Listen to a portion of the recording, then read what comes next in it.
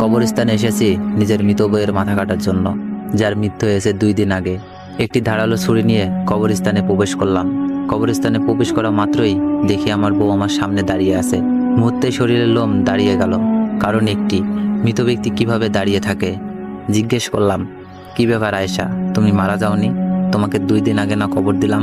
সে আমাকে বলল, আমার মাথা কাটার জন্য এসেছো তাই না? হ্যাঁ, তোমার মাথাটি আমার লাগবে। প্লিজ এমন করিও না আশিক, আমি তো তোমারই বউ তাই না? ক্ষমা করবে, তোমার এই মাথাটি আমার লাগবেই, কারণ আমি এর বদলে 4 লক্ষ টাকা পাবো। শুধুমাত্র টাকার জন্য এমন জঘন্য কাজ তুমি করবা?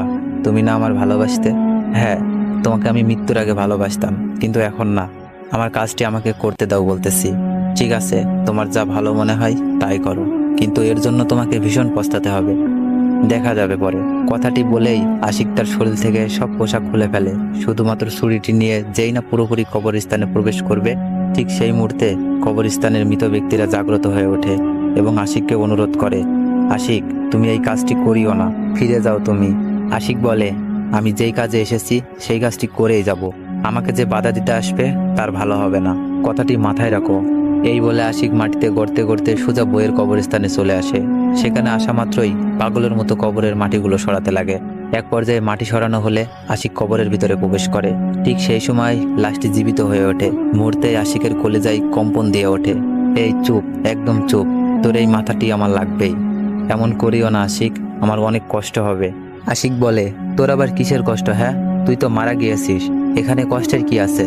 আমার দেহটা মারা গিয়েছে, কিন্তু আমার আত্মার মৃত্যু হয়নি এখন পর্যন্ত। এত কিছু বলতে পারবো না, একটু পরেই ফরজের আযান দিবে, আমাকে আমার কাজটা করতে দে। ফিরে যাও আশিক, ফিরে যাওয়ার জন্য তো আসিনি। কথাটি বলেই আশিক তার বইয়ের গলায় ছুরি চালিয়ে দেয়, যার ফলে পুরো মাথাটি আলাদা হয়ে যায়। এরপরে কবর থেকে উঠে ঠিক আগের মতো করে কবরটি মাটি দিয়ে দেয়, যেন কেউ বুঝতে না পারে। সবশেষে যখন মাথাটি নিয়ে আসতেছিল, ঠিক সেই মুহূর্তে পেছন থেকে কেউ যেন একজন বলে উঠেছে, আশিক সাবধানে থাকিস, আমরা তোকে শেষ করে দিব। কথাটি শোনা মাত্রই আশিক যখন পেছনে ঘুরতে যাবে, এমন সময় সামনে থেকে একটা সুন্দরী মেয়ে বলে উঠল, পিছনে তাকিও না, তুমি সামনের দিকে তাকিয়ে আসো, না হলে তোমাকে এখানেই শেষ করে দিবে তোমার বউ।